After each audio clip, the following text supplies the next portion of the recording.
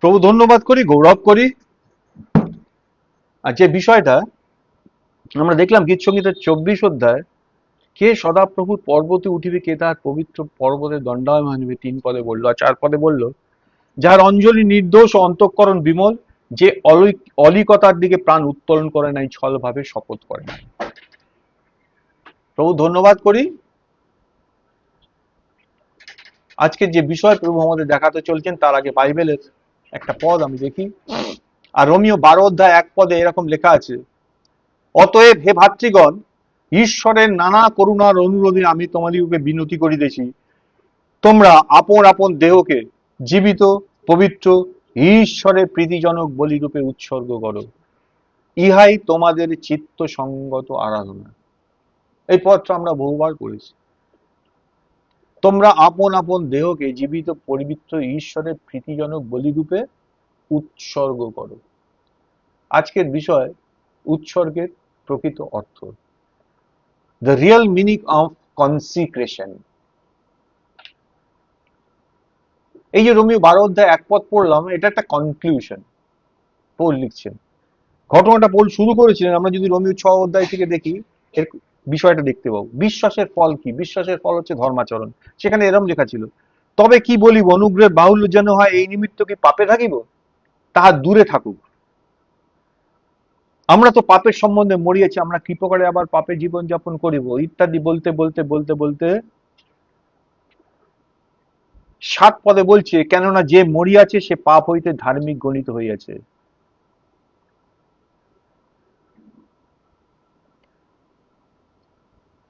বারো পদ বলছে, অতএব পাপ তোমাদের মর্তদেহে রাজত্ব না করুক, করিলে তোমরা তাহার অভিলাষ সময়ের আজ্ঞাবহ হইয়া পড়িবে, আর আপন আপন অঙ্গ প্রত্যঙ্গ অধার্মিকতার অস্ত্ররূপে পাপের কাছে সমর্পণ করিও না, কিন্তু আপনাদিগকে মৃতদের মধ্যে হইতে জীবিত জানিয়ে ঈশ্বরের কাছে সমর্পণ করো। তারপরে যদি আমরা 7 অধ্যায় যাই, সেখানে দেখতে পাবো, অতএব হে ভাতৃগণ, তোমরা কি জানো না, কারণ যাহারা ব্যবস্থা জানে, আমি তাহাদিগকেই বলিতেছি, মনুষ্য যতকাল জীবিত থাকে ততকাল পর্যন্ত ব্যবস্থা তাহার উপর কর্তৃত্ব করিবে। আমি যতদিন বেঁচে থাকবো ততদিন ল আমার উপর অ্যাক্টিভেট থাকবে। আর ল কি বলে? যে পাপ করে সে মরিবেই মরিবে। আর আমরা কেমন মানুষ? কেমন মানুষ আমরা, জয়েল? ঈশ্বর আমাদেরকে মুক্ত করে আনার পরেও আমরা প্রায়শই ঈশ্বর যেগুলো বারণ করেছেন সেগুলোই করে থাকি। আর বাক্য কি বলছে? ব্যবস্থা লঙ্ঘনই পাপ, আর পাপের বেতন কি? পৌল বলছেন, অতএব হে ভাতৃগণ, তোমরা কি জানো না, কারণ যাহারা ব্যবস্থা জানে, আমি তাহাদিগকে বলে দিচ্ছি, মনুষ্য যতকাল জীবিত থাকে ততকাল পর্যন্ত ব্যবস্থা তার উপর কর্তৃত্ব করবে। তুমি এই ল থেকে বেরোতে পারবে না। 7 অধ্যায় চলে 7 পদে বলছে, 6 অধ্যায় 7 পদে, তবে কি বলিব, ব্যবস্থা কি পাপ, তাহা দূরে থাকুক, বরং পাপ কি তাহা আমি জানিতাম না, কেবল ব্যবস্থা দ্বারা জানিয়েছি। তারপর 7 অধ্যায় বলছে 13 পদে, তবে যাহা উত্তম তাহাই কি আমার মৃত্যুজনক হইল? ব্যবস্থা তো ভালো, আর সেটা জানার পরেই কি আমার জীবনে এত গন্ডগোল? সেটা কি আমার মৃত্যুজনক হইল? বলছে তাহা দূরে থাকুক, ইত্যাদি ইত্যাদি বলতে বলতে এসে বলছে, কারণ আমি যাহা সাধন করি তাহা আমি জানি না। আমি ভালো কাজ করতে চাই কিন্তু করতে পারি না, আর যেটা করে ফেলি সেটা আমি চাই না। তাই বলছে, কারণ আমি যাহা সাধন করি তাহা আমি জানি না, কেননা আমি যাহা ইচ্ছা করি তাহাই যে কাজে করি এমন নয়, বরং যাহা ঘৃণা করি তাহাই করি। ভালো করে বুঝি, আমি যেটা করতে চাই না, যেটাকে ঘৃণা করি, সেইটাকেই করি। কিন্তু আমি যাহা ইচ্ছা করি না তাহাই যখন করি, তখন ব্যবস্থা যে উত্তম তাহা স্বীকার করি। আর এই রূপ হওয়াতে আমি জানি ব্যবস্থা ঠিক, আমি যেটা করছি সেটা ঠিক নয়। বলছে এই রূপ হওয়াতে সেই কার্য আর আমি সাধন করি না, আমাতে বাসকারী পাপ তাহা করে। কি করে? কোথায় বাস করে? আমাতে লিখেছে, আমাতে, অন্তরের অন্তরে না, আমাতে বাস করে। আমরা আসলে বেসিক্যালি অন্তর কি জানি না, আমরা বলি অন্তরের অন্তরে, আসলে আমাতে বাস করে। আমাতে বাস করে আর সে করে। ভালো করে বুঝি কথাটা। আজকে বিষয়বস্তু কি, যেহেতু আমি জানি যে আমার মাংসে উত্তম কিছুই বাস করে না, আমার ইচ্ছা উপস্থিত বলতে কিন্তু উত্তম ক্রিয়া সাধন উপস্থিত নয়। ফাইনালি 21 পদে বলছে, অতএব আমি এই ব্যবস্থা দেখিতে পাইতেছি যে সৎ কার্য করিতে ইচ্ছা করিলেও মন্দ আমার কাছে এসে উপস্থিত হয়। কেন ঘটছে এই জিনিসটা? কেন ঘটছে? এই 6, 7, 8, 9 রোমিও বলতে বলতে 12 পদে ফাইনালি এসে বলছেন, অতএব হে ভাতৃগণ, ঈশ্বরের নানা করুণার অনুরোধে আমি তোমাদের বিনতি করছি, তোমরা আপন আপন দেহকে জীবিত পবিত্র ঈশ্বরের প্রীতিজনক বলিরূপে উৎসর্গ করো। উৎসর্গ মানে কি? আমরা ভাবলাম স্যাক্রিফাইস, না, কনসিক্রেটেড, পৃথক করে দেওয়া। উৎসর্গের প্রকৃত অর্থ, আমাদের প্রত্যেকেরই একটা সত্যিকারের উৎসর্গ থাকা উচিত, রিয়েল উৎসর্গ থাকা উচিত প্রত্যেকের। আমাদের উচিত আন্তরিকভাবে প্রার্থনা করে নিজেদেরকে প্রভুর কাছে সমর্পণ করা। প্রশ্ন হচ্ছে যথাযথ উৎসর্গ কি? এই যে উৎসর্গের কথা বলছি, তাহলে সঠিক উৎসর্গ কি? দেখো, কেউ বলতে পারে না যেহেতু সে প্রভুর কাছে নিজেকে উৎসর্গ করেছে, সে সে তাই আর কিছু কিছু জিনিস সে আর চাইছে না। এখন আগে সেগুলো চাইতো, এখন আর চাইছে না। কিন্তু এটাই সেই উৎসর্গ নয় যার কথাটা আমরা বলতে চাইছি বা বলছি। কারণ কিছু না চাইতে পারা কেবল ব্যক্তিগত ইচ্ছার ফল হতে পারে। এটা আমার ব্যক্তিগত ইচ্ছার থেকে আমি এটা করছি, এটা হতে পারে। সে বলতে পারে, ধর একটা ব্যক্তি সে বলতে পারে, আমার জীবনে অনেক সুযোগ ছিল কিন্তু এখন আমি বুঝতে পেরেছি, তাই এখন আমি আর পড়াশোনা করতে চাই না, আমি নিজেকে প্রভুর জন্য উৎসর্গ করতে চাই। সে বলতে পারে, কিন্তু প্রভু হয়তো তাকে বলবেন, আমি চাই তুমি পড়াশোনা চালিয়ে যাও। বোঝার চেষ্টা করি, আমি বলছি আমি আর পড়াশোনা করতে চাই না, আমি নিজেকে প্রভুর জন্য দিতে চাই, কিন্তু প্রভু হয়তো বলছেন না, তুমি পড়াশোনা করো, আমি চাই তুমি পড়াশোনা করো। দেখো, উৎসর্গ কোনো সহজ বিষয় নয়। অনেক সময় আমরা যেটা উৎসর্গ করি সেটা কমপ্লিট হয় না, সেটা পূর্ণ হয় না, কারণ আমরা এখনো প্রভুকে লাভ করার ইচ্ছা নেই। অর্থাৎ আমরা কি করি, এখনো আমরা আমাদের চূড়ান্ত সিদ্ধান্ত না, ফাইনাল ডিসিশনটা আমরাই নিই। ফাইনাল ডিসিশন যেটা মেক করতে হবে সেটা আমরাই নিই। আগে পড়াশোনা করাটা আমার নিজের সিদ্ধান্ত ছিল, আর এখন আমি পড়াশোনা করব না, প্রভুর কাজ করব, সেটাও আমারই সিদ্ধান্ত। বুঝতে পারছো আমি কি বলছি? সেটাও আমারই সিদ্ধান্ত। তাই বলছিলাম, আমি প্রভুকে আরো বেশি করে চাই, এটাও আমার সিদ্ধান্ত, আমার। এটা কিন্তু যথাযথ কনসেন্ট্রেশন নয়, এটা যথাযথ উৎসর্গ নয়। উৎসর্গ মানে আমরা নিজেদেরকে প্রভুর হাতে একটা পাত্র হিসাবে সমর্পণ করি, একটা ভেসেল, যাতে তিনি আমাদেরকে পূর্ণ করেন, আমাদেরকে অকুপাই করেন, অধিকার করেন, এবং আমাদের মাধ্যমে তিনি প্রকাশিত হন। এটা হচ্ছে উৎসর্গের মানে। আমরা একটা পাত্র, আমরা আমাদের পাত্রকে প্রভুর হাতে সমর্পণ করি, যাতে তিনি আমাদেরকে ফুল করে দেন, আমাদেরকে পূর্ণ করে দেন, আমাদেরকে অকুপাই করে নেন এবং আমাদের মাধ্যমে প্রকাশিত হন। আর যখন সেটা হয় তখন আমরা আর সিদ্ধান্ত গ্রহণকারী থাকি না, আমরা আর ডিসিশন মেকার হতে পারি না। যদি প্রভু বলেন, ধরো যে আমাদের পিতামাতার প্রতি আমাদের অ্যাটিটিউডটা, আমাদের মনোভাবটা ঠিক না, ভালো না, প্রভু বললেন, তবে আমাদের উচিত প্রভুর কাছে ক্ষমা চাওয়া এবং তার রক্ত দ্বারা শুদ্ধ হওয়া। প্রভু হয়তো বলতে পারেন আমরা আমাদের কোনো ছোট ভাইকে কষ্ট দিয়েছি, যদি এরকম ঘটনা ঘটে তখনই আমাদের উচিত তার কাছে ক্ষমা চাওয়া, প্রভুর কাছে গিয়ে বলা, প্রভু আমি ভুল করে ফেলেছি। এটাই হচ্ছে সত্যিকারের উৎসর্গের ফল। তাই পড়াশোনা করব কি করব না সেটা আমরা ঠিক করি না, তাহলে কি হয়, বরং আমরা প্রভুকে জিজ্ঞাসা করি তিনি চান কিনা। ডিসিশন মেকার কে?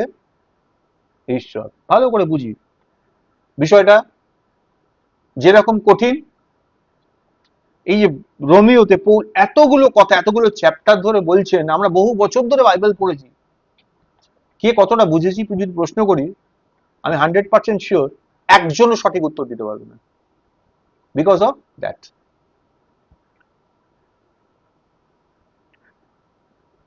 আবার উৎসর্গ মানে এই নয় যে আমরা খাওয়া দাওয়া লেখাপড়া ত্যাগ করবো, গিয়ে পাহাড়ে গিয়ে তপস্যা করবো।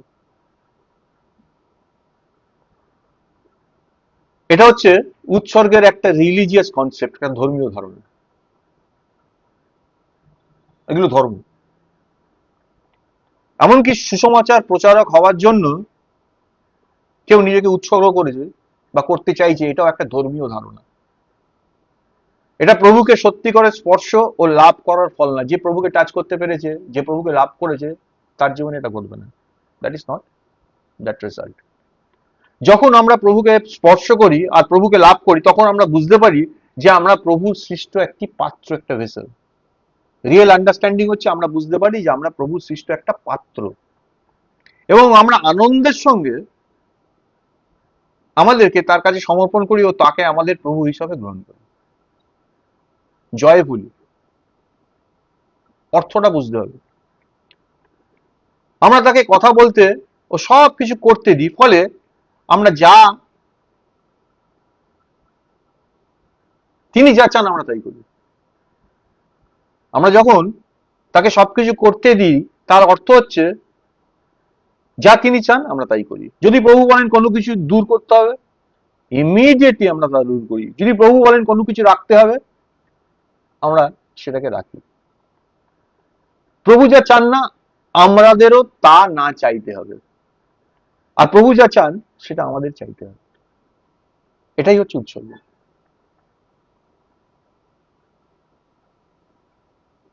দেখেন, আমি নেই কোথাও, আমি নেই। দেখো, ইয়াংরা যখন তাদের উৎসর্গের টেস্টিমনি দেয়, সাক্ষ্য দেয়, তখন তার মধ্যে প্রায় একটা রিলিজিয়াস ফ্লেভার থাকে, একটা ধর্মীয় স্বাদ থাকে। কিরকম? কারণ তারা বলে যে তারা প্রভুর জন্য এটা বা সেটা করতে চায়। আমি প্রভুর জন্য এই কাজটা করতে চাই, আমি প্রভুর জন্য এই কাজটা করতে। ভালো করে শুনি কথাটা, আমি করতে চাই। আসলে প্রভু চান না যে তুমি তার জন্য কিছু করো। ভালো করে মনে রাখতে হবে, প্রভু কখনোই চান না যে তুমি প্রভুর জন্য কিছু করো। প্রভু চান না। তিনি শুধু চান তুমি একটা শূন্য পাত্র হও। কি হবে তুমি? অ্যাবসলিউটলি একটা খালি ভেসেল, একটা শূন্য পাত্র। কখনো ভাবো না এটা যে প্রভু চান না তুমি একটা ডিগ্রি নাও, মানে তুমি মনে করছো যে প্রভু চান না তুমি গ্র্যাজুয়েট হও, তোমার একটা ডিগ্রি থাকুক। প্রভু হয়তো চান তুমি পিএইচডি করো। ডিগ্রি তো দূর, তুমি আরো বেশি স্টাডি করো। আমরা উৎসর্গকে যথাযথভাবে বুঝি না, কারণ আমরা কিসের দ্বারা ইনফ্লুয়েন্স জানো? ট্র্যাডিশনের দ্বারা ইনফ্লুয়েন্স, আমরা ঐতিহ্যের দ্বারা প্রভাবিত হই।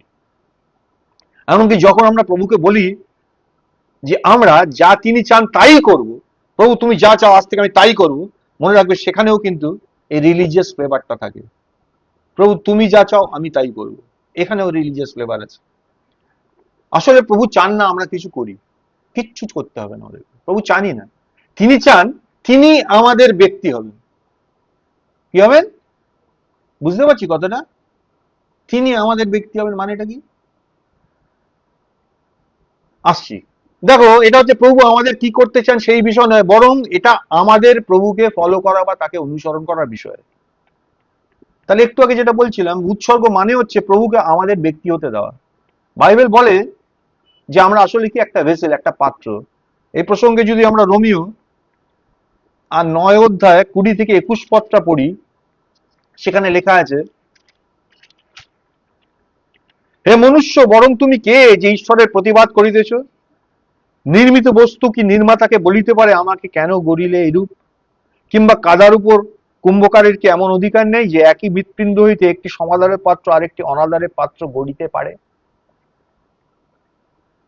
23 পদে যদি যাও, সেখানে এরকম লেখা আছে, এবং এই জন্য করিয়া থাকেন যেন সেই দয়া পাত্রদের উপরে আপন প্রতাপ ধন জ্ঞাত করেন, যাহাদিওকে প্রতাপের নিমিত্ত পূর্বে প্রস্তুত করিয়াছেন।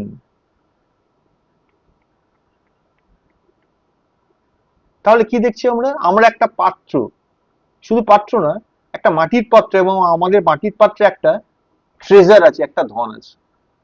2 করিন্থীয় 4 অধ্যায় 7 পদে লেখা আছে, কিন্তু এই ধন মৃন্ময় পাত্র করি আমরা ধারণ করিতেছি,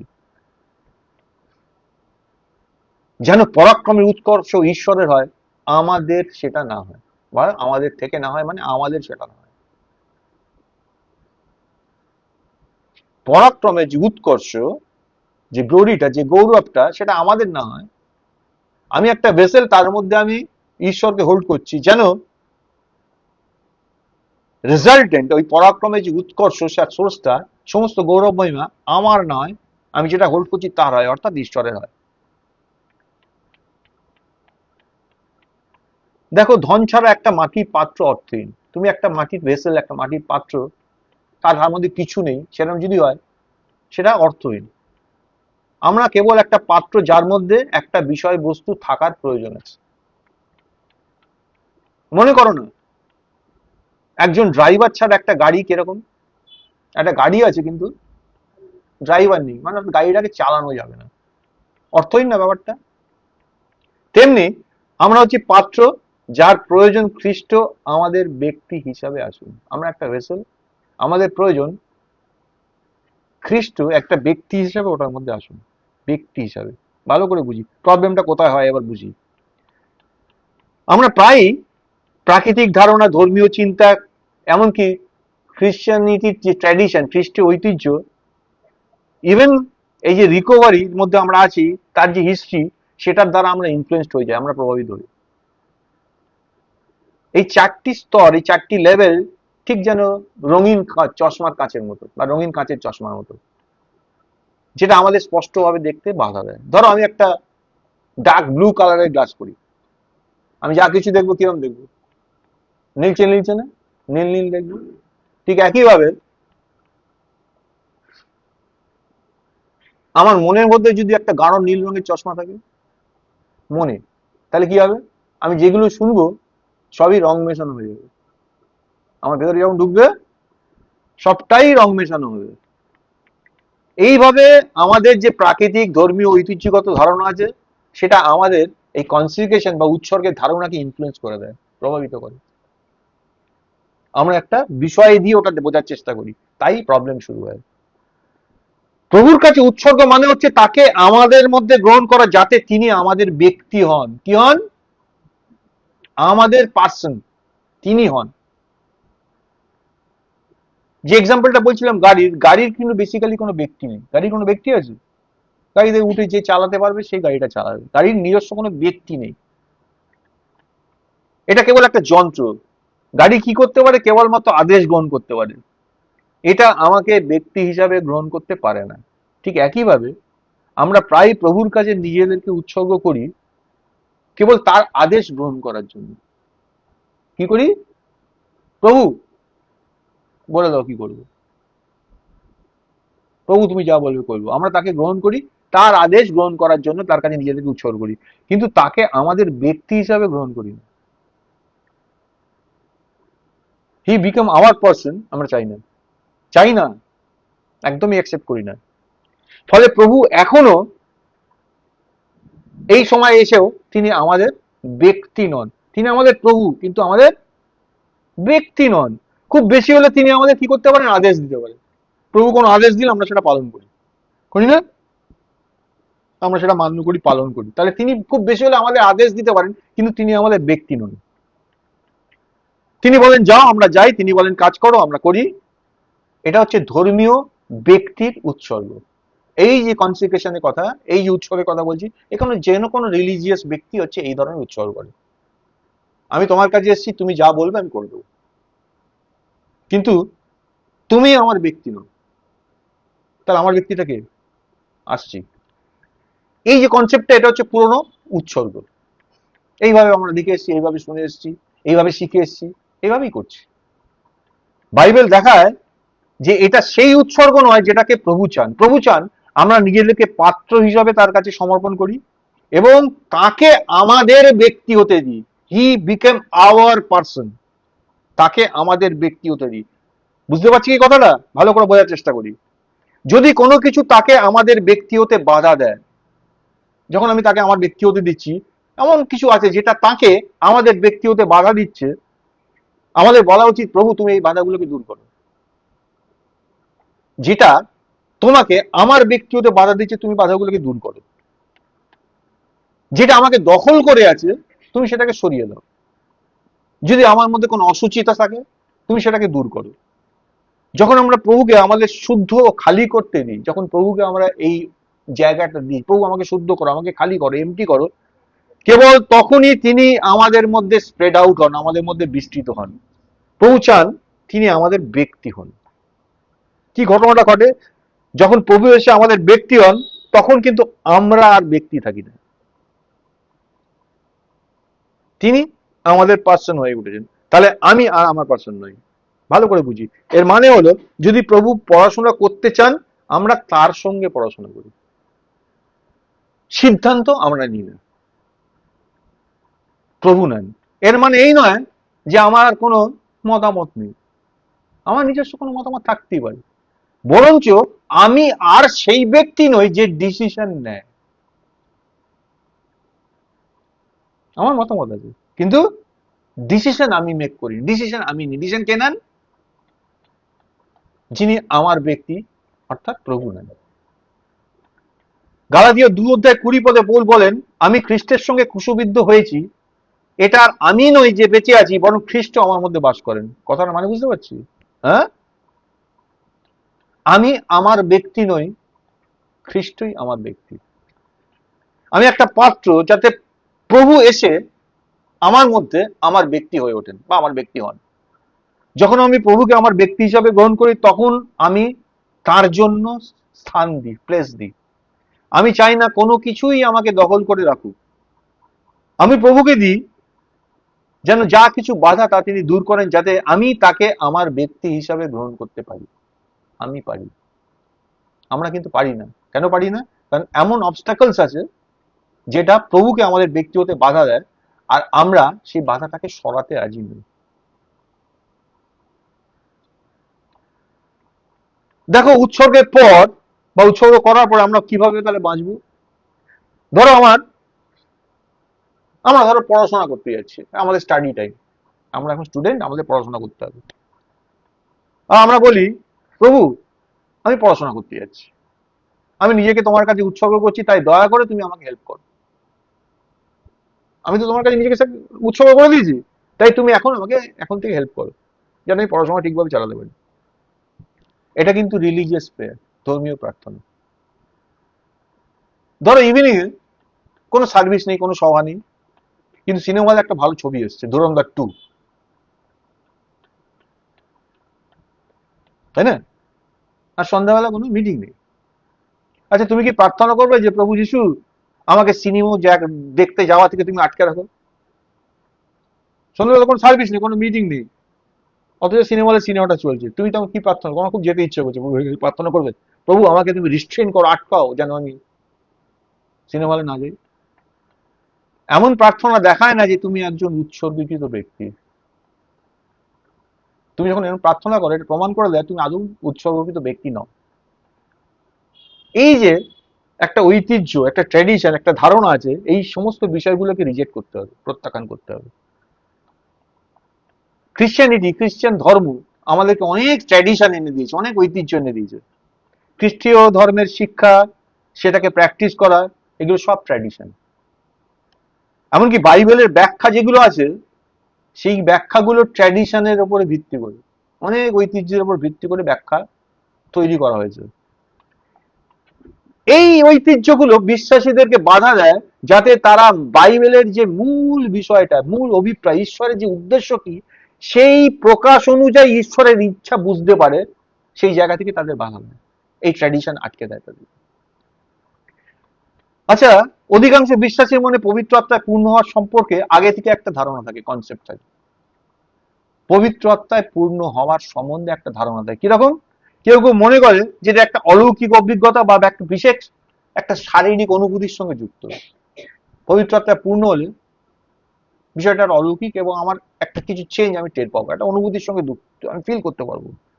তাই যদি এমন কিছু না হয়, এমন কিছু না থাকে, তখন তারা পবিত্র আত্মায় পূর্ণ হওয়ার সত্যতা নিয়ে প্রশ্ন করে, না এরকম কিছু তো হয়নি, তাহলে কি আমি পূর্ণ হয়েছি? কেন বলতো? Due to tradition. অন্যরা মনে করে পবিত্র আত্মায় পূর্ণ হওয়া মানে, এটা কিছু লোকের ধারণা ছিল, আবার কিছু লোকের ধারণা হচ্ছে পবিত্র আত্মায় পূর্ণ হওয়া মানে শক্তি, পবিত্রতা আর প্রেমে পূর্ণ হওয়া। এই যে ধারণাটা, এটা আবার আংশিক সত্য, পার্শিয়ালি এটি ট্রুথ। অর্থাৎ এটা কিছুটা, এটা ভুল নয়, সম্পূর্ণ ভুল নয়, আবার সম্পূর্ণ ঠিক নয়। আমাদেরকে অবশ্যই পবিত্র আত্মার বর্ষণ আর পবিত্র আত্মার পূর্ণ হওয়া সম্পর্কে আগের যে কনসেপ্ট গুলো আছে, আগের যে উপলব্ধি, আগের ধারণা, এইগুলো সম্পূর্ণভাবে ত্যাগ করতে হবে। না হলে আমাদের এই আন্ডারস্ট্যান্ডিংটা কাভার আপ থাকবে, ধরতেই পারবো না। দেখো, পবিত্র আত্মার পূর্ণতা, প্রভুর পূর্ণতা আসলে কি ডিমান্ড করে? আমাদের সহযোগিতা ডিমান্ড করে, আমাদের কোঅপারেশন ডিমান্ড করে। ঈশ্বর আমাদেরকে কিভাবে তৈরি করেছেন? তার নিজের প্রতিমূর্তিতে, তার সাদৃশ্যে, তার প্রতিমূর্তিতে আমাদের তৈরি করেছেন, যাতে আমরা তার ম্যানিফেস্টেশনে, আমরা তার প্রকাশ হই। আদি পুস্তকে 1:26 লেখা আছে। তাহলে আমরা কি? আমরা আসলে ঈশ্বরের পাত্র, যাতে তিনি আমাদের মধ্যে বাস করেন এবং আমাদের মাধ্যমে তিনি প্রকাশিত হন। ভালো করে বুঝি, ঈশ্বর এই অভিপ্রায় আমাদেরকে তৈরি করেছিলেন। প্রথম মানুষটাকে বানিয়েছিলেন, প্ল্যান কি ছিল? এইটা একটা পাত্র মাটি থেকে বানালেন, অভিপ্রায় কি? ওর মধ্যে ঈশ্বর বাস করবেন, যেন ওই ব্যক্তির মধ্যে দিয়ে ঈশ্বর প্রকাশিত হন।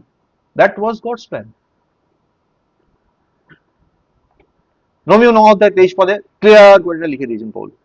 তাহলে ঈশ্বর জগতের ভিত্তি স্থাপনের আগেই, যখন তিনি কি এই সমস্ত কিছু করেননি, তখন থেকে তিনি আমাদের নির্বাচন করেছেন। শুধু তাই নয়, পুনর্নির্ধারণও করেছেন, যাতে আমরা তার পুত্রের প্রতিমূর্তির সঙ্গে এক হয়ে যাই, মিলিত হই। ইফিসিয় 1:4-5 এরম লেখা ছিল, কারণ তিনি জগৎ পত্তনের পূর্বে খ্রিস্টে আমাদিগকে মনোনীত করিয়াছিলেন, যেন আমরা তাহার সাক্ষাতে প্রেমে পবিত্র ও নিষ্কলঙ্ক হই। কখন ঠিক করেছেন ঈশ্বর? লিখেছেন জগৎ পত্তনের পূর্বে। 5 এরম লেখা ছিল, তিনি আমাদিগকে যীশু খ্রিস্ট দ্বারা আপনার জন্য দত্তক পুত্রতার নিমিত্ত পূর্ব হইতে নিরূপণ করিয়াছেন। আগে থেকে, যখন হয়নি, সব কিছু ঘটেনি, তখন থেকে তিনি ঠিক করে রেখেছেন। আর তিনি ইহা নিজ ইচ্ছার হিত সংকল্প অনুসারে নিজ অনুগ্রহের প্রতাপের প্রশংসার্থে করিয়াছিলেন। গডস প্ল্যানটা কি বোঝা যাচ্ছে? রোমিও 8:29 বলছে, কারণ তিনি যাহাদিগকে আগে থেকে জানলেন, মানে এটা ডিজাইন করেছিলেন, ঠিক করেছিলেন, তাহাদিগকে আপন পুত্রের প্রতিমূর্তির অনুরূপ হইবার জন্য আগে থেকে নিরূপণ করে রাখলেন, যেন ইনি অর্থাৎ খ্রিস্ট অনেক ভ্রাতার মধ্যে প্রথম জাত হন, ফার্স্ট বর্ন। তাহলে খ্রিস্ট হচ্ছেন মডেলটা, বাকিগুলো ওই রকম হবে। আগে থেকে ঠিক করা বিষয়টা। আমাদের জীবনে কি ঘটলো? একসময় আমাদেরকে প্রভু ডাকলেন, তখন আমরা বিশ্বাস করলাম আর প্রভুর নামে ডাকতে শুরু করলাম এবং প্রার্থনা করলাম, প্রভু, প্রভুর নামে ডেকে প্রার্থনা, প্রভু, আমি একজন পাপী মানুষ, ক্রুশে আমার জন্য মৃত্যুবরণ করার জন্য তোমাকে ধন্যবাদ। হে প্রভু, বেসিক্যালি আমি দুর্বল, আমাকে তুমি উদ্ধার করো, আমাকে রক্ষা করো। এরকম প্রার্থনা করি তো। আমরা যখন তাকে ডাকলাম বা তার কাছে প্রার্থনাটা করলাম, তখন কি ঘটলো? তখন প্রভু যিশু আমাদের মধ্যে প্রবেশ করলেন। বাক্য কি বলছে? যে কেউ হৃদয়ে বিশ্বাস করে, মুখে স্বীকার করে, তিনি আমাদের মধ্যে প্রবেশ করলেন। প্রভু যখন আমাদের মধ্যে এলেন, তখন বেসিক্যালি কি হলো? আমাদের মানব যে আত্মাটা, সেই আত্মাটাকে তিনি কি করলেন? রিভাইভ করলেন। রিভাইভ করে সেটাকে ফুল করলেন, সেটাকে ফিল করলেন, তাকে পূর্ণ করলেন, পুনর্জাত হলো। হলো না? আমাদের আত্মাটা হলো। এইবারে পরিত্রাণ পাওয়ার পর, উদ্ধার পাওয়ার পর, পবিত্র আত্মায় পূর্ণ হওয়ার মানে হচ্ছে, ওই যে প্রভু আমাদের মধ্যে প্রবেশ করেছেন আমাদের আত্মাতে, তিনি আমাদের সত্তার প্রতিটি অংশকে ফুল করে দেন। সত্তার, এবার আসছি সত্তা, ছিল আত্মা, এবার আত্মার থেকে আমাদের সমগ্র সত্তায় তিনি পূর্ণ হয়ে যান। এটা হচ্ছে পবিত্র আত্মার পূর্ণ হওয়া মানে। দেখো, যেহেতু আমরা ঈশ্বরের ভেসেল, আমরা তার পাত্র, প্রভু চান আমাদের সম্পূর্ণভাবে পূর্ণ করতে। যেদিন আমরা প্রথম তার নামে ডাকলাম, অর্থাৎ যেদিন আমরা পরিত্রাণ পেলাম বা উদ্ধার পেলাম, সেদিনই তার ইচ্ছা ছিল আমাদের মধ্যে প্রবেশ করে সম্পূর্ণভাবে আমাদেরকে পূর্ণ করা। সেদিনই তার ইচ্ছা ছিল। কিন্তু ঘটনায় কি ঘটলো? কিন্তু তখন আমরা সম্পূর্ণ পূর্ণ হওয়ার জন্য আমরা প্রস্তুত ছিলাম না। কারণ আমাদের মধ্যে আগে থেকেই অনেক কিছু ভরা ছিল। খুব সহজ ব্যাপার। আমি একটা ভেসেল, প্রভুর কাছে এসে গেছি, আর প্রভু আমাদের প্রবেশ করেছেন। প্রভুর ইচ্ছা ছিল সেই দিনই আমাকে পূর্ণ করে দেওয়া। কিন্তু আমি যখন প্রভুর কাছে এসেছি, অলরেডি অনেক জিনিস ভরা। তাই সেটা সেদিনকে সম্ভব হয়নি। কিন্তু মনে রাখতে হবে, প্রভু যিশু অত্যন্ত সহনশীল। তিনি শুধু সেই স্থানটাকেই পূর্ণ করবেন বা করতে পারবেন যেটা আমরা তাকে দিতে রাজি আছি। তিনি এতটাই সহনশীল, এতটাই টলারেবল যে আমরা যতটুকু তাকে দিই ততটুকু তিনি পূর্ণ করেন।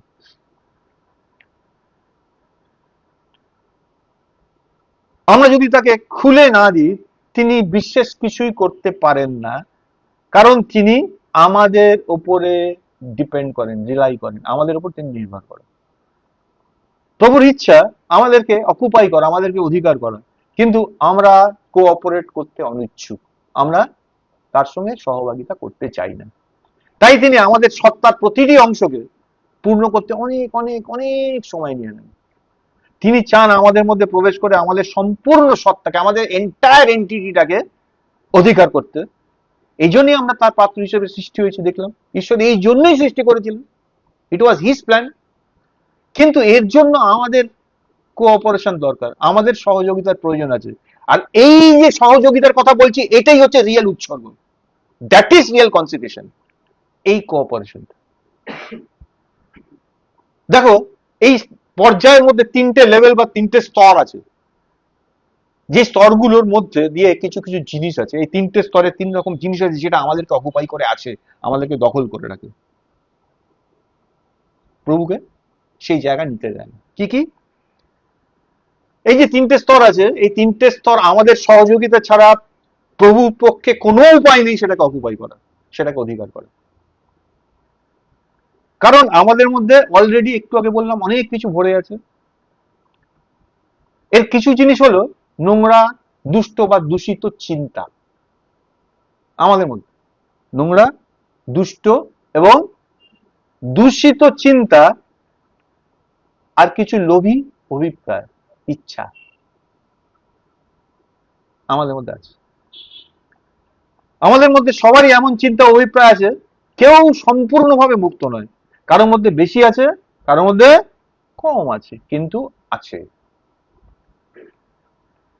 এটাই হলো প্রথম শ্রেণীর দখল করা বা প্রথম স্তর। তিনটে স্তরের প্রথম স্তর হচ্ছে এটা।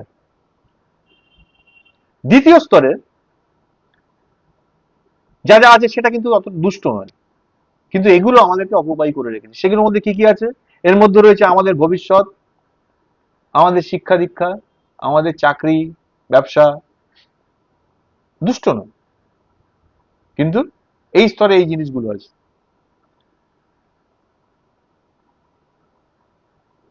অন্যদের সঙ্গে আমাদের সম্পর্ক কিরকম, সেগুলো এই স্তরে রাখা আছে। যদিও এই বিষয়গুলোকে দুষ্ট বলা যায় না। আমার ভবিষ্যতে আমি পড়াশোনা করব, চাকরি করব, ব্যবসা করব, এগুলো দুষ্ট, এগুলোকে দুষ্ট বলা যায় না। তবুও এগুলো আমাদেরকে অকুপাই করে রাখে, দখল করে রেখেছে একটা লেভেল, একটা স্তরে। বুঝতে পারছি?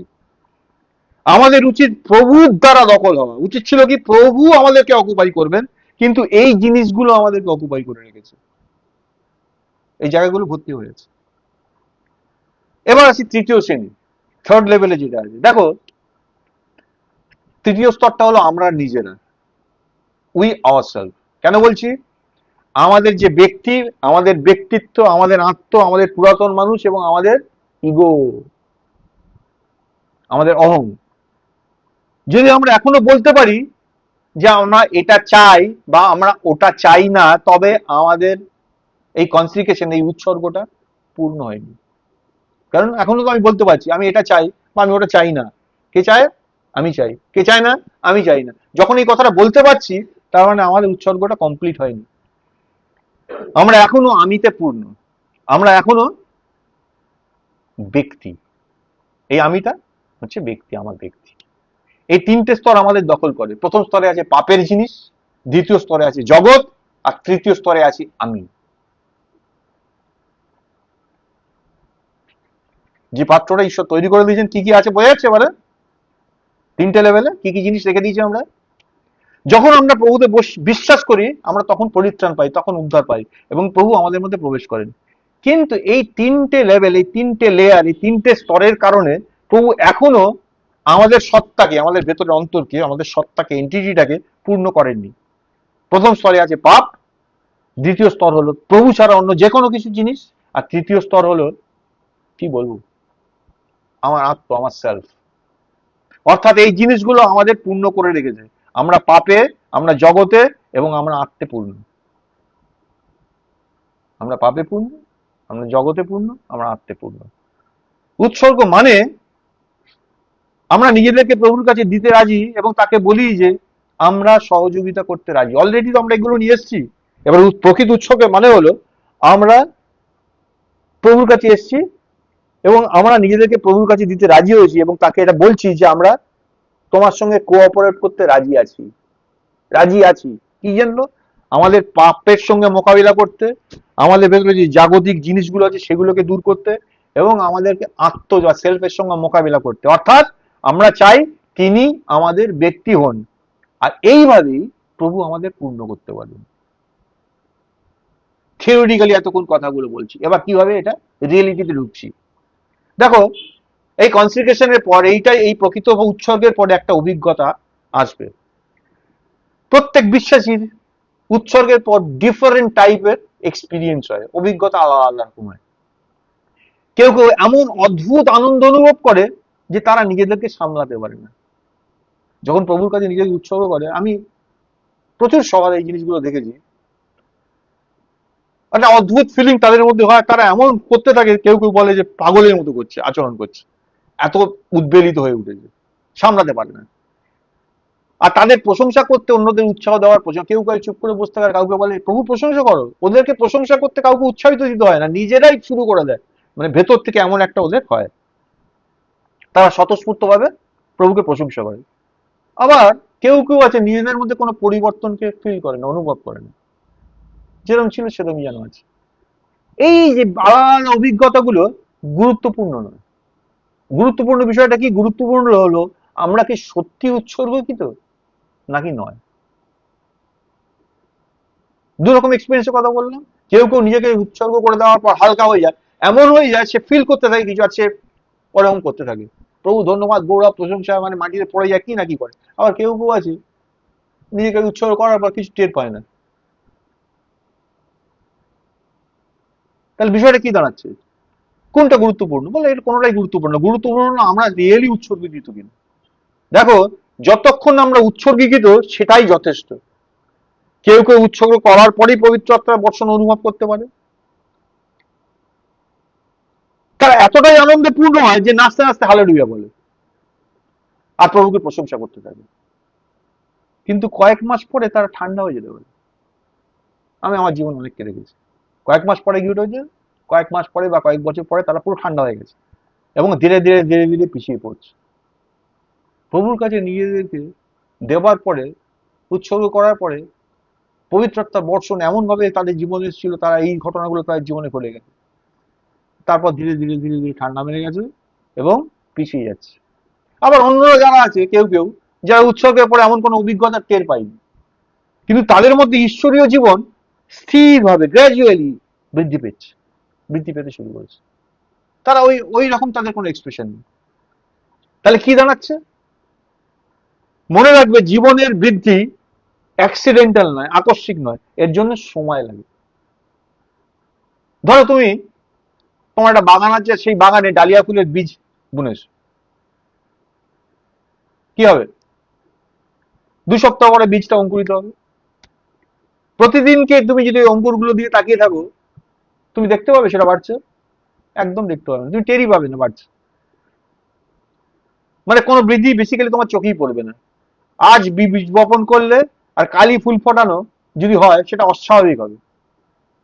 জীবন স্বাভাবিক গতিতে বৃদ্ধি পায়। তুমি আজ বীজ বুনেছ, 2 সপ্তাহ বাদে অঙ্কুরিত হয়েছে, তারও আরো অনেক সপ্তাহ কেটে যাবার পরে গাছ বেরোবে, তারপর তাতে ফুল ফুটবে, তাই না? এটা স্বাভাবিক। যদি অস্বাভাবিক হারে কিছু ঘটে, সেটা ঠিক নয়। একটা ছোট্ট বাচ্চা, একটা ছোট শিশুর বৃদ্ধিটাও এইরকম ভাবেই হবে। 6 বা 7 বছর বয়স অব্দি দেখবে শিশুর দেহটা একটা সাইজের থাকে, একটা মাত্রায় থাকে। কিন্তু 12-13 বছর বয়সের পর থেকেই ধরা যায় একটা ড্রাস্টিক চেঞ্জ, সে একটা লম্বা যুবকে পরিণত হয়। আচ্ছা, এই যে ঘটনাটা ঘটলো, এটা কোনো অদ্ভুত বা অলৌকিক নয়, তাই কি? অদ্ভুত, অলৌকিক আমরা ভাবি। তিনি বেশ ছিল, কোলে কোলে ঘুরে বেড়াতো আমার, হঠাৎ একদিন ধাস করে লম্বা হয়ে গেল। অলৌকিক ব্যাপার তো, হ্যাঁ? অলৌকিক না তো, এটাই স্বাভাবিক। কারণ সে প্রতিদিন এই যে 12-13 বছর ধরে একটু একটু করে বেড়ে উঠেছে, সে একদিনে লম্বা হয়নি। আমাদের উচিত এমন খ্রিস্টান হওয়া যারা প্রতিদিন জীবনের নিয়মিত গতিতে বৃদ্ধি পায়, রাতারাতি অলৌকিক ভাবে শক্তিশালী মানুষে পরিণত হয় না। আমরা খ্রিস্টীয় জীবনে, মানে আমার ব্যক্তিগত ক্ষেত্রে আমি দেখেছি, প্রথম দিকে আমি খুব আনন্দিত হতাম যখন বিশ্বাসীরা এই উৎসর্গের পরে পাগল হয়ে যেত। এটা দেখতে মানে আমার দারুণ লাগতো, মানে ঈশ্বরের রাজ্যে কি ঘটনা ঘটছে, আমি খুব মানে এক্সাইটেড হতাম। এই ধরনের সভাগুলোতে যেতে আমার দারুণ লাগতো। পরে যখন আমি আমার জীবনে বেড়ে উঠলাম, তার সঙ্গে সঙ্গে আমি এমন অভিজ্ঞতার ব্যাপারে আমি খুব সতর্ক হয়ে গেলাম। কারণ এই প্রত্যেকটা ঘটনা দীর্ঘস্থায়ী হয় না। ওই যে ঘটনাগুলো যাদের জীবনে ঘটেছে তারা লিঙ্গার করেনি। এগুলো কেমন জানো তো? এগুলো হচ্ছে প্রত্যেকদিন কালবৈশাখী ঝড়ের মতো,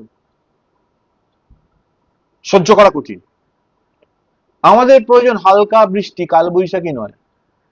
যখন প্রয়োজন প্রভু আমাদের সময় মতো হালকা বৃষ্টি দেন। যদি প্রতিদিন হালকা বৃষ্টি হয় তাহলে কি ঘটবে? পৃথিবী সবুজ গাছে ভরে উঠবে। অর্থাৎ আমি ঘূর্ণিঝড় বা কালবৈশাখীর মতো পুনরুজ্জীবনের অভিজ্ঞতা আমি দেখতে চাই না। ধাম করে একদিন হয়ে উঠলো, আমি এরকম দেখতে চাই না। মনে রাখবে, কালবৈশাখী দীর্ঘস্থায়ী হয় না, for the time being, 5 minute 10 মিনিটের একটা ঘটনা। তাহলে কালবৈশাখী কি হয়? যেহেতু দীর্ঘস্থায়ী হয় না, অথচ গির্জার অনেক ক্ষতি আর ক্ষয়ক্ষতি ডেকে আনে। এগুলো প্রবীণদের, সিনিয়রদের জন্য অনেক সমস্যার কারণ হয়। আমি আশা করি উৎসর্গের পরে আমরা আমাদের স্থানীয়তা, আমাদের লোকালিটিতে এই কালবৈশাখীর মতো না হয়ে উঠি। এতে গির্জা ক্ষতির সম্মুখীন হবে। প্রচুরদের দেখেছি আমি, তার জীবনে ঝড়ের তাণ্ডবের মতো প্রভুর সে ফিলিং টের পেয়েছে। তারপরে এমন এমন ঘটনা ঘটিয়েছে যে প্রভুর নাম যে লেভেলে নিন্দিত হয়েছে ভাবা যায়নি। তাদের জীবন নয়। বুঝতে পারছি আমি কি বলতে চাইছি? আর আমি এটাও বলতে চাইছি এর মধ্যে যে আমাদের কখনো নিজেকে হারানো উচিত নয়, যে প্রভুর সামনে নিজেকে মেলে ধরার পর আমি লস্ট হয়ে গেছি, এটা দরকার, এটা ভালো। আমরা চাই বিশ্বাসীরা নিজেকে হারাক, মৃত না হয়ে থাকুক। নিজেদেরকে হারাক, কিন্তু মৃত না হয়ে থাকুক। অর্থাৎ হারাতে হারাতে এমন হারিয়ে ফেলেছে, কাল জ্ঞান হারিয়ে গেছে, এটা না। তবে আমাদের নিজেকে হারানো কালবৈশাখীর মতো হওয়া উচিত নয়, এটা ভেতর থেকে আসা উচিত। আমাদের কার্যকলাপ হওয়া উচিত গুরুতর, সিরিয়াস, সত্যিকারের আর ওজনদার। এটা হওয়া উচিত একটা আত্মিক বাস্তবতার ফল, স্পিরিচুয়াল রিয়েলিটির রেজাল্ট হিসাবে কাজ আসবে। প্রভুর সঙ্গে আমাদের অভিজ্ঞতা বৃষ্টির মতো, কখনো তার সেচ আমাদের উপরে ঝর্ণার মতো, কখনো হালকা বৃষ্টির মতো। প্রভুর সঙ্গে আমাদের যে মূল্যবান অভিজ্ঞতা সেটা কালবৈশাখীর মতো নয়, বরং বৃষ্টির মতো।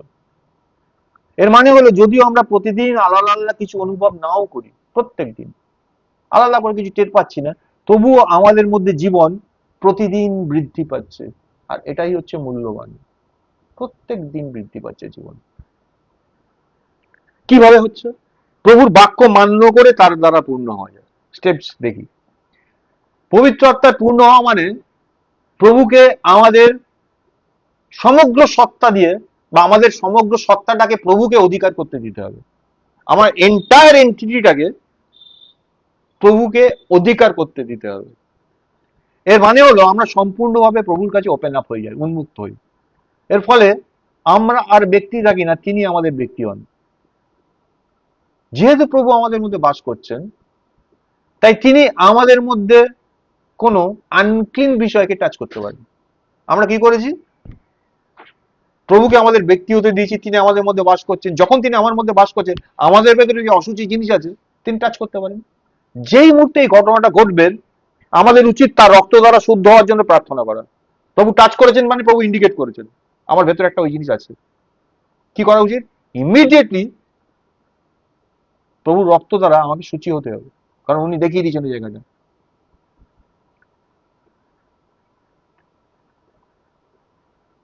প্রভুর জায়গাতে প্রার্থনা করা, প্রভু তুমি তোমার রক্ত দিয়ে এই জায়গাটা আমাকে শুচি করো। মনে রাখতে হবে তিনি যা স্পর্শ করেন সেটা সূচি হোক বা অসুচি হোক, আমাদের উচিত আমেন বলা, মানে I am agree with you. এটা আমরা করি না। এইভাবেই প্রভু আমাদের পূর্ণ করেন। যে মুহূর্তে আমি আমেন বলি, মানে প্রভু যেটা চাইছেন সেটা আমি মেনে নিচ্ছি, প্রভুর ইচ্ছাটাকে আমি বলছি এটাই আমার ইচ্ছা, ইমিডিয়েট সেই জায়গাটা অকুপাইড হয়। কিন্তু কখনো আমরা বাধ্য হই না, ফলে আমরা প্রভুর পূর্ণতা, ফুলনেস আমরা কখনো অনুভব করতে পারি না। আবার কখনো কখনো আমরা প্রভুর বাক্য শুনতে চাই না। জানো, এরকম ঘটনা জীবনে ঘটেছে। প্রভু বলছেন কিন্তু আমরা শুনতে চাইছি না।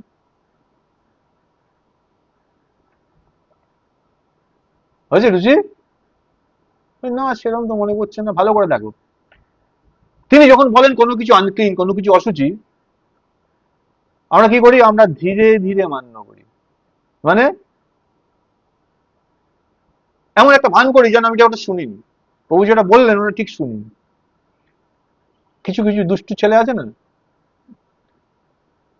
যে মা একটা কিছু বলছে আর সে একটা কাজ করে যাচ্ছে, এর মায়ের কথা শুনতেই পাইনি, সব শুনেছে কিন্তু কেন কেন ওটা করছে? আমি যদি বলি শুনেছি তাহলে তো করতে হবে, তাই ওটাকে ডিলে করাচ্ছি আমি। আমাদের জীবনে আমরা ঠিক এই কাজটা করি, আমরা না শোনার ভান করি, আমরা ডিলে করাই। যেমন প্রভু যদি কোনো জিনিস টাচ করে দেন, এই জিনিসটা আমার জীবনে থাকা উচিত না, এটা পরিষ্কার করতে হবে, ইমিডিয়েটলি আমি ডিলে করার জন্য না শুনি, প্রভু তোমায় ধন্যবাদ দিই, তোমায় আমাকে তুমি ব্যবহার করো প্রভু, আমাকে প্রচার করতে যেতে হবে, আমাকে অমুকের জন্য প্রার্থনা করতে হবে, আমি ঈশ্বরের কাজেই লিপ্ত হচ্ছি, ওই জায়গাটাকে হাত দিতে দিচ্ছে না ওই ছেলেটার মধ্যে, বাচ্চার মধ্যে। যখন প্রভু কোনো বিষয় স্পর্শ করেন, আমাদের উচিত তাকে প্রশ্ন না করা। আমরা কি করি? আমরা প্রায়ই তাকে প্রশ্ন করি যখন আসলে প্রভুকে কোঅপারেট করতে চাই না, তখন প্রশ্ন করি। কিরকম করি? তিনি যখন বলেন কোনো কিছু আনক্লিন, কোনো কিছু অসুচি, মনে রাখবে সেটাই অসুচি, প্রভু বলেছেন তাই সেটাই অসুচি। তবু আমরা তাকে জিজ্ঞাসা করি, আচ্ছা প্রভু কেন এটা অসুচি, কেন? আসলে আমাদের প্রশ্ন করা হলো কেবল ইচ্ছাকৃত বিলম্ব। প্রভু যা নিয়ে কাজ করতে চান সেটাই তিনি স্পর্শ করেন, প্রভু যেটাকে ব্যবহার করতে চান সেটাই তিনি টাচ করবেন। আর যখন তিনি বলেন কোনো কিছু অসুচি আর আমরা আমেন বলি, তখনই তিনি কেবলমাত্র সেই বিষয়টা নিয়ে কাজ করতে পারেন এবং আমাদের পূর্ণ করতে পারেন। অর্থাৎ আমরা আমেন বললে তিনি আমাদের পূর্ণ করবেন। যারা বলে যে একটা অজানা ভাষায় কথা বলা পবিত্র আত্মায় পূর্ণ হওয়ার পথ, তুমি কি পবিত্র আত্মা পূর্ণ হয়েছো? তুমি কি অন্য ভাষায় কথা বলতে পারো, আত্মা ভাষায় কথা বলতে পারো? যারা এটাকে বলে তাদের দ্বারা ইনফ্লুয়েসড হয়েও না, প্রভাবিত হয়েও না। অনেক বছর আগে মন্ডলীগুলোতে অজানা ভাষায় কথা বলার একটা প্রবল বাতাস এসেছিল, সমস্ত মন্ডলী জুড়ে প্রচারণা চালানো হয়েছিল, কিন্তু সেই প্রচারণায় যারা ছিল তারা আজকে আর নেই। যারা উদ্যোগ নিয়ে এগুলো করেছিল এখন আর তাদের খুঁজে পাওয়া যায় না। আজ থেকে 20 বছর আগে যারা ইয়াং বিশ্বাসী ছিল, আজকে তারা 20 বছর আগের ঘটনা, 20 বছর পরে কি হয়? 20 বছর আগে আমার যা বয়স ছিল আজকে আমার বয়স তার থেকে কি হলো? অঙ্ক করছিস তো প্রত্যেকদিন। 20 বছর আগে আমার যা বয়স ছিল আজকে আমার বয়স কত? তার থেকে 20 বছর বেশি। এটাই তো অঙ্ক। তাহলে 20 বছর আগে যারা তরুণ বিশ্বাসী ছিল তারা আজকে বড় হয়েছে, এটাই তো ন্যাচারাল, এটাই তো স্বাভাবিক, তাই না? আজকে 10 বছর আগে তুই কতটুকু ছিল? হ্যাঁ, কত কত বয়স ছিল? 3 বছর ছিল। আর আজকে তাই বড় হয়ে গেছিস, এটাই স্বাভাবিক। আমাদের উচিত গির্জার প্রতি এবং নিজেদের প্রতি এই একই মনোভাব রাখা। আমাদের অলৌকিকভাবে পূর্ণ হওয়ার প্রত্যাশা করা উচিত নয় যে একদিনে পুরো একটা আশীর্বাদ করে আমি ধাম করে সেদিনকে একদম ম্যাচিওর হয়ে পৌলের মধ্যে বেরিয়ে পড়বো, নেভার। তবে আমি এটা বলছি বলে আবার আমাকে মিসআন্ডারস্ট্যান্ড করো না, আমাকে ভুল বুঝো না। আমি অলৌকিকভাবে পূর্ণ হওয়ার বিরোধী নই। অনেক ক্ষেত্রে ঈশ্বর কোনো ইনসিডেন্ট ঘটান, সারা জীবনে যেটা হয়নি এক মুহূর্তের মধ্যে সেটা করে দেন, সেটাকে বলে এক্সেপশন, আমি তার বিরোধী নই। কেউ কেউ এমন অভিজ্ঞতা পান বা পেতে পারেন, কিন্তু এটা জীবনের নিয়মিত ও স্বাভাবিক পূর্ণতার তুলনায় নিম্ন মানের। কিরকম এটা? যেটা ন্যাচারাল ওয়েতে হয় এটা তার তুলনায় অনেক লোয়ার গ্রেডের, অনেক নিম্নমানের। সেই পূর্ণতা হলো প্রভুর কাছে নিজেদের উৎসর্গ করা এবং আমাদেরকে তার হাতে সমর্পণ করা, সেটা হচ্ছে রিয়েল ফুলনেস। এই ধরনের উৎসর্গের পর আমরা প্রভুকে আমাদের ব্যক্তি হিসাবে ন্যাচারালি, স্বতঃস্ফূর্ত ভাবে, স্পন্টেনিয়াসলি ফলো করতে শুরু করবো। কারণ we are not the decision maker. আমার কি করবো তাহলে? বস যেখানে যেখানে যাচ্ছে আমার চলেছি পেছন পেছন, এটা স্বাভাবিক হয়ে যাবে, তখন স্বতঃস্ফূর্ত ভাবে হবে। প্রভু যখন বলেন কোনো কিছু অসুচি, আমরা আমেন বলবো এবং তার রক্ত দ্বারা শুদ্ধ হওয়ার জন্য প্রার্থনা করব। যখন তিনি বলেন আমাদেরকে কোনো কিছু দূর করতে হবে, ইমিডিয়েটলি আমরা আমেন বলবো এবং সেইটা করবো। তিনি যা বলেন আমরা আমেন বলবো। অর্থাৎ আমরা যখনই তাকে মান্য করার জন্য স্টেপ নিই, আবার বলছি, যখনই আমরা তাকে মান্য করার জন্য পদক্ষেপ নিই, তিনি তখনই আমাদের পূর্ণ করার জন্য স্টেপস নেন। বুঝতে পারলেন? যখনই আমরা প্রভুকে মান্য করার জন্য একটা স্টেপ নিই, তখনই কেবলমাত্র তিনি আমাদেরকে পূর্ণ করার জন্য একটা স্টেপ নেন। আমরা যতবার তাকে মান্য করি, তিনি ততবার আমাদেরকে পূর্ণ করেন। আর অবশ্যই সেইভাবে করতে করতে আমরা সত্যিকারের পূর্ণতা অনুভব করব, অর্থাৎ আমাদের অন্তর, আমাদের এন্টিটি, আমাদের সত্তা সম্পূর্ণভাবে প্রভু খ্রিস্টের দ্বারা অকুপাইড হবে, অধিকারিত হয়ে যাবে। ইফিসীয় 3:17 পদ কি বলে? ইফিসীয় 3:17 পদে এরকম লেখা ছিল, যাতে খ্রিস্ট বিশ্বাসের দ্বারা তোমাদের হৃদয় বাস করেন। কিসের দ্বারা? By faith. অর্থাৎ এটা এমন নয় যে তুমি একটা পাত্র নিয়েছো, আমি জল ঢেলে দিচ্ছি, তুমি চোখে দেখতে পাচ্ছ ভর্তি হচ্ছে, এটা এমন নয়। পৌল বলে দিলেন যাতে খ্রিস্ট বিশ্বাসের দ্বারা তোমাদের হৃদয়ে বাস করেন। এখানে বাস করেন এই শব্দটি বোঝায় আমরা একটা গৃহ। কি কোথায় বাস করা যায়? আমি একটা ব্যক্তি, আমি কোথাও বাস করি তো? কোথায় করি? একটা বাড়িতে বাস করি। তাহলে এখানে বাস করেন শব্দটি এটা বোঝায় যে আমরা একটা গৃহ, আর খ্রিস্ট হচ্ছে সেই গৃহের বাসিন্দা। বিশ্বাস দ্বারা খ্রিস্ট তোমাদের হৃদয়ে বাস করেন, তাহলে আমরা একটা ঘর, একটা বাড়ি, আর খ্রিস্ট হচ্ছে সেই বাড়ির বাসিন্দা যেখানে তিনি বাস করেন। ইফিসীয় 2:22 পদ কি বলে? আমরা আত্মায় ঈশ্বরের বাসস্থান হিসাবে একত্রে নির্মিত হচ্ছি। আত্মায় ঈশ্বরের বাসস্থান হিসাবে একসঙ্গে বিল্ড আপ হচ্ছি। আমরা ঈশ্বরের গৃহ, ঈশ্বরের মন্দির। 1 করিন্থীয় 3:16 পদ অনুসারে। তোমরা কি জানো না তোমরা ঈশ্বরের গৃহ, তোমরা ঈশ্বরের মন্দির? মনে পড়ছে কথাগুলো? ধরো যদি আমি একটা বাড়ি কিনি, আর সেই বাড়ির একটা নিজস্ব ব্যক্তি থাকে। আমি একটা বাড়ি কিনে নিয়েছি, পয়সা করি দিয়ে কিনেছি, রেজিস্ট্রি হয়ে গেছে, কিন্তু বাড়ির মধ্যে বাড়ির একটা নিজের ব্যক্তি আছে। তাহলে কি আমি সেই বাড়িটা ঢুকে থাকতে সাহস করবো? তুমি কিনে নিয়েছো, রেজিস্ট্রি হয়ে গেছে, কিন্তু বাড়ির মধ্যে বাড়ির মালিকটা বসে আছে, তুমি থাকতে পারবে বাড়িটা? সাহস করবে? দেখো ঠিক একইভাবে আমরা ঈশ্বরের গৃহ হলেও আমাদের যে নিজস্ব ব্যক্তি আছে, অর্থাৎ আমাদের পুরাতন মানুষ, সেটা খুব শক্তিশালী, প্রচন্ড পাওয়ারফুল। আর এর ফলে কি হয়? প্রভু যিশু অনেক কষ্ট পান। আমরা আমাদের বাড়িটাকে রেজিস্ট্রি করে প্রভুকে দিয়ে দিয়েছি।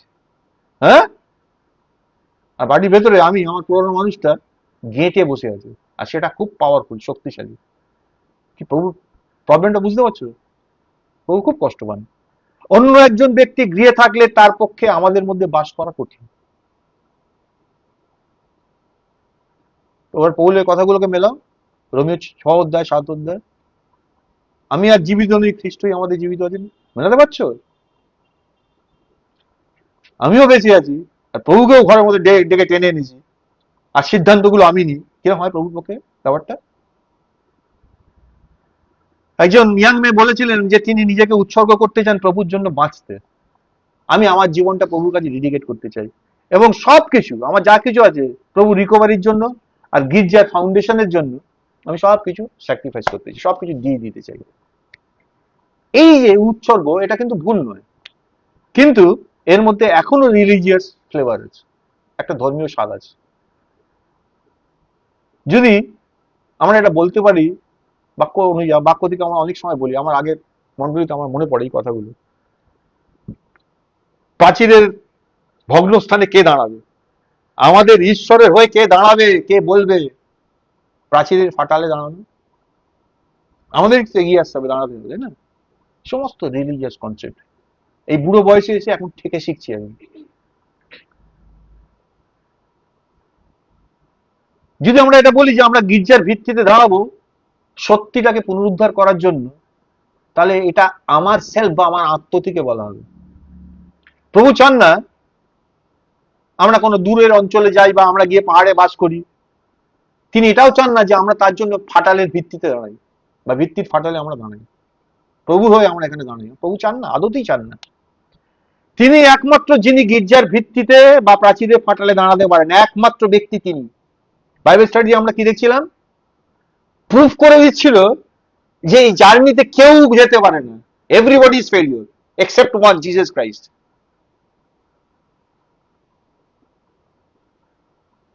তো ভিত্তির ফাটালে কে দাঁড়াতে পারে?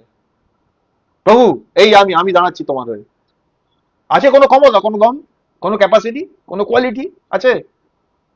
বাইবেল স্টাডিতে আমরা দেখছি পিতর, জন, জাকব প্রত্যেকে এভরিবডি যে ফেলিওর সেটা প্রমাণ করে দিয়েছে, কেউ পারে না।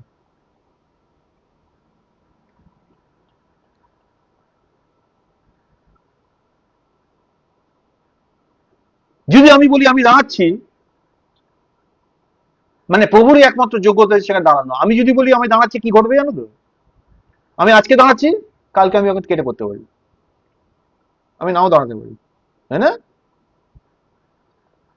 কিন্তু প্রভু প্রতিদিন দাঁড়ানোই পাঠালেন। তিনি এমন একজন ব্যক্তি যিনি প্রতিদিন দাঁড়ান। তাই বিষয়টা হলো আমরা দাঁড়াচ্ছি কিংবা নয় সেটা নয়, বরং আমরা তাকে আমাদের ব্যক্তি হতে দিচ্ছি কিনা, তিনি আমাদের পার্সন হচ্ছেন কিনা। একবার আমরা নিজেদেরকে তার কাছে উৎসর্গ করলে আমাদের উচিত তাকে আমাদের পার্সন হতে দেওয়া। যখন আমরা তার কাছে নিজেদেরকে উৎসর্গ করি আমাদের উচিত তাকে আমার ব্যক্তি হতে দেওয়া। আমাদের উচিত এই যে ঘটনাগুলো বলছি শুরু করা ছোট ছোট বিষয় দিয়ে, এই ছোট ছোট বিষয় তাকে আমাদের ব্যক্তি হতে দেওয়ার অভ্যেস করা উচিত। ছোট ছোট ইস্যু, তিনি আমার ব্যক্তি, আমি নই। অর্থাৎ I am not the decision maker. কিসে? ছোট ইস্যুতে আমি ডিসিশন মেকার নই। যে প্রভুর জন্য আমরা কিছু করবো এই কথাটা আমাদের বলার কোনো প্রয়োজনই নেই। আমাদের কাজ কি? আমাদের কাজ হচ্ছে কেবল নিজেদেরকে তার কাছে উৎসর্গ করতে হবে এবং তাকে আমাদের ব্যক্তি হতে দিতে হবে। আমি প্রভুর জন্য এটা করবো, আমি প্রভুর জন্য সেটা করবো না, নট নেসেসারি। কিচ্ছু করতে পারবো না। তাকে কি করতে দিতে হবে? আমরা নিজেকে তার কাছে উৎসর্গ করবো এবং তাকে আমাদের ব্যক্তি হতে দেবো। হয়তো আমরা স্থানীয় লোকাল গির্জা দেখেছি এবং স্থানীয় গির্জার জন্য মরতে বা বাঁচতে প্রস্তুত। আমাদের ভেতরে এমনই একটা বিষয় এসছে না, চার্চের জন্য আমরা ডেডিকেটেড। কিন্তু প্রভু বলেন দেখো এত শক্ত হওয়ার প্রয়োজন নেই। তিনি জিজ্ঞাসা করবেন তিনি ব্যক্তি না আমরা ব্যক্তি, who is the decision maker, তিনি জিজ্ঞেস করবেন। ধরো একজন ভাই বললেন তিনি পিএইচডি ডিগ্রি বা স্নাতক গ্র্যাজুয়েশন কিছুই করতে চান না, কিন্তু প্রভু হয়তো বলবেন প্রভু সেই ডিগ্রিটা চান, প্রভু চান গ্র্যাজুয়েট হতে। আরেকজন ভাই ধরো সে বলল আমি ফুল টাইম ওয়ার্কার হব, প্রভুর কর্মী হব, ফুল টাইম, অন্য কিচ্ছু করবো না, পুরোটাই এই কাজের জন্য নিজেকে দেবো। কিন্তু প্রভু হয়তো বলবেন আমি চাই না তুমি ফুল টাইমার হও, আমি চাই তুমি স্কুল টিচার হও। কন্ট্রাস্টটা বোঝার চেষ্টা করার জন্য কথাগুলো বলছি। তখন এই ভাই কি করবেন? বিষয়টা হলো আমরা কি করতে চাই তা নয়, বিষয়টা হলো আমরা নিজেদেরকে প্রভুর কাছে সমর্পণ করি এবং তাকে আমাদের ব্যক্তি হতে দিই। যদি প্রভু বলেন তিনি গির্জার ফাউন্ডেশনে দাঁড়াতে চান, আমাদের উচিত আমেন বলা। যদি তিনি বলেন শিক্ষকতার পরিবর্তে আর টিচার হতে হবে না, এখন টিচার হওয়ার পরিবর্তে আমাদের ফুল টাইম মিনিস্ট্রি জয়েন করতে হবে, আমাদের উচিত আমেন বলা। মূল কথা হলো প্রভুকে আমাদের ব্যক্তি হতে দেওয়া। আমি ডিসিশন নিচ্ছি না, প্রভু হচ্ছেন। যদি একদিন প্রভু বলেন তিনি সাঁওতাল পরগনার অধিবাসীদের ভালোবাসেন এবং তাদের মধ্যে তিনি বাস করতে চান, আমার কাছে নিজেরা প্রকাশ করলেন, ইমিডিয়েট উচিত আমার আমেন বলা আর সব ছেড়ে ছুড়ে দিয়ে আমার সাঁওতাল পরগনায় চলে গিয়ে ওদের সঙ্গে থাকা। কারণ আমার ব্যক্তি তিনি, তিনটা চাইছেন। বুঝতে পারছি আমি কি বলতে চাইছি? ডিসিশন মেকার তিনি। তাহলে পবিত্রতায় পূর্ণ হওয়ার মানে হচ্ছে প্রভুর দ্বারা অকুপাই হওয়া। আমরা পবিত্রতার পূর্ণ হওয়া মানে কি? আমি যেমনটি আছি তেমনটি চলছি আর তিনি আমাকে ভরে দিচ্ছেন, এই হচ্ছে আমাদের কনসেপ্ট। প্রকৃত পবিত্রতা পূর্ণ হওয়ার মানে হচ্ছে প্রভু আমাকে অকুপাই করছেন কমপ্লিটলি। এটা হচ্ছে পবিত্রতায় পূর্ণ হওয়া। আর এই ধরনের পূর্ণতা পার্মানেন্ট হয়, স্থায়ী হয়, যথাযথ হয়, কারণ এটা ন্যাচারাল, এটা স্বাভাবিক। যদি আমাদের সত্যিকারের কনসেন্ট্রেশন থাকে, সত্যিকারের উৎসর্গ থাকে, এবং আমরা যদি এইভাবে পবিত্রতায় পূর্ণ হই, তবে যেখানে আমরা আছি সেই গির্জাটা আশীর্বাদ প্রাপ্ত হবে। যেই গির্জাতেই আছি না কেন, অটোমেটিক্যালি সেটা ব্লেসেড হবে। কেন বলছি? দেখো, আমরা গির্জার জন্য কোনো প্রবলেম হব না, যেটা আমরা প্রায়শই হয়ে উঠি। আমরা সমস্যা হব না, বরং তারা অর্থাৎ গির্জার বাকিরা আমাদের মধ্যে থেকে জীবনের ফ্লোটা পাবে, কারণ আমরা অলরেডি ফিল্ড। তারা কি হবে? আমাদের ভেতর থেকে তাদের মধ্যে সোর্স অফ লাইফ ফ্লো প্রবাহিত হবে, জীবন উচ্চারিত হবে। এটাই জীবনের স্বাভাবিক অভিজ্ঞতা, দ্যাট ইজ ন্যাচারাল এক্সপিরিয়েন্স। প্রভু করুণাময় আমাদের যেন এই ধরনের কনসিডারেশন থাকে, আমাদের যেন এই ধরনের উৎসর্গ থাকে। হয়তো আমাদের উৎসর্গটা এতটা স্পষ্ট নয়, সকলের ক্ষেত্রে এটা ধরা যাচ্ছে না, বোঝা যাচ্ছে না, কিন্তু মনে রাখতে হবে প্রভু ধাপে ধাপে স্টেপ বাই স্টেপ গিয়ে আমাদেরকে অকুপাই করবেন, আমাদেরকে লাভ করবেন তিনি। প্রভু আমাদের অকুপাই করা মানে তিনি আমাদের গেইন করছেন, তাই তো? তিনি আমাদেরকে লাভ করবেন। আসল বিষয়টা হচ্ছে আমরা কি করব বা কি করব না সেটা নয়, বিষয়টা হলো প্রভু কি চান। যতক্ষণ আমি এটা করব বা আমি সেটা করব বা আমি এটা করব, কেন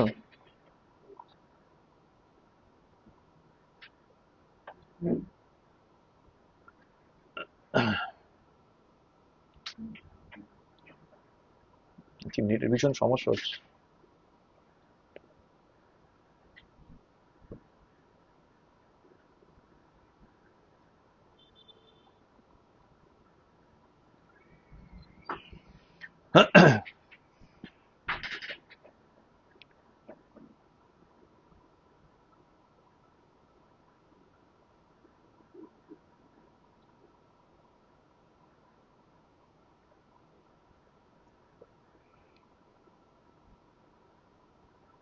কি বলছিলেন? নেটওয়ার্কটা এত সমস্যা হচ্ছে না, আমি টেরই পাচ্ছি না। আমি এখানে দেখছি সব ঠিকঠাক চলছে, নিচে তাকিয়ে দেখি। কি বলছিলাম কথাটা?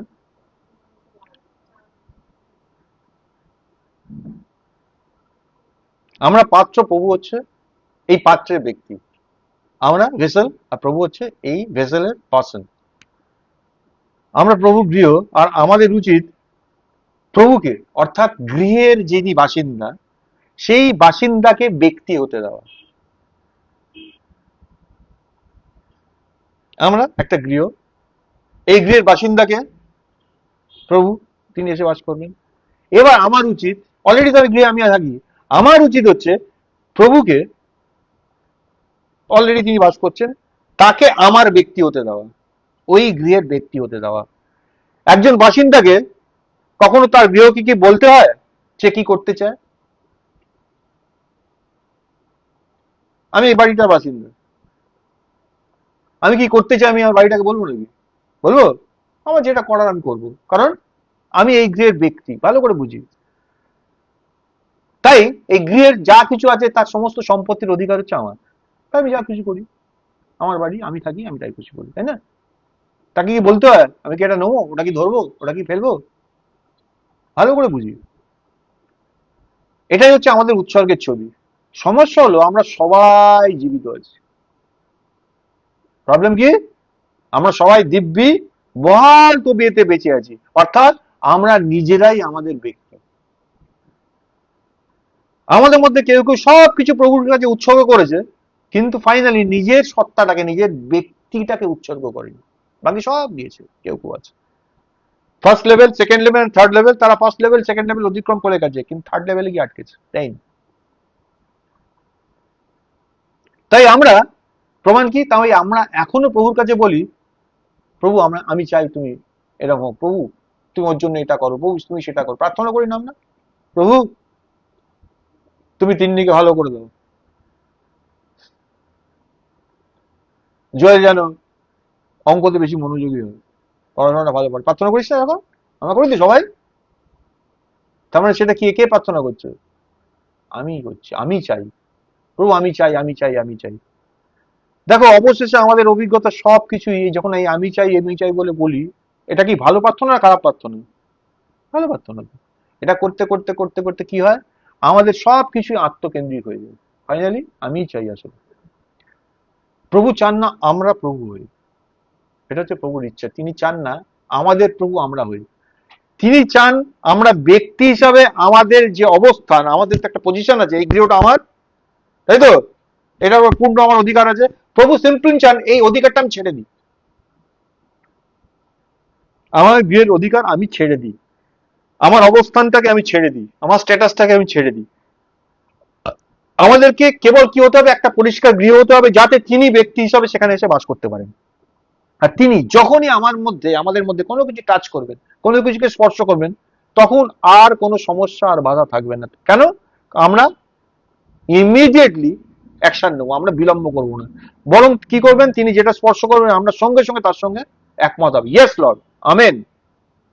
প্রভু বললেন এটা ঠিক নেই, এখানে প্রভু বললেন এটা ঠিক নেই, হ্যাঁ প্রভু ঠিক নেই, ধাম করে ওটাকে এগিয়ে ফেলে দিয়ে আসবো।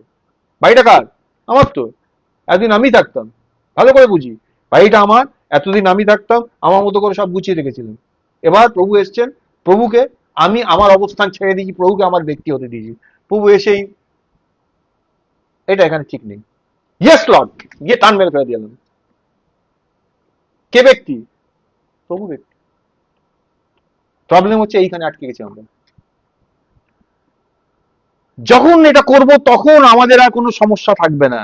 এভাবে তিনি ধীরে ধীরে আমাদেরকে পূর্ণ করতে পারবেন, আর প্রতিদিন তিনি আমাদের পূর্ণ করবেন, step by step, one step at a time. প্রতিদিন ধরে এটা ঘটবে, যতক্ষণ না আমরা ও প্রভু এক হয়ে যাই। আর সৃষ্টির ঐকান্তিক প্রতীক্ষা ঈশ্বরের পুত্রগণের প্রকাশ প্রাপ্তির অপেক্ষা। কি দেখা যাচ্ছে? আমি আর জীবিত নই, খ্রিস্টই আমার মধ্যে জীবিত আছেন। কাকে দেখা যায়? লোকটা তো পৌল, দেখা যায় কাকে? খ্রিস্টকে দেখা যায়। এটা ঘটতে থাকবে, কতদিন পর্যন্ত ঘটতে থাকবে? যতক্ষণ না আমরা প্রভু এক হয়ে যাই, তখন আমরা তার প্রতিমূর্তির সঙ্গে মিলিত হব। ওই যে ঈশ্বর যেটা আদমকে তৈরি করছিলেন, যে রিয়েল পারপাসটা ছিল, সেটা তখন ঘটবে। আর আমরা তখন তাকে এক্সপ্রেস করতে পারবো, তখন আমরা তাকে প্রকাশ করব, তাকে রিপ্রেজেন্ট করতে পারবো, তাকে প্রতিনিধিত্ব করতে পারবো। এটাই হচ্ছে আমাদের লক্ষ্য, আর এটাই হচ্ছে ঈশ্বরের ইচ্ছা। বোঝা গেল? তাহলে what is the meaning of real consecration, বা the real meaning of consecration? দিয়েছো তো সবকিছু প্রভুকে?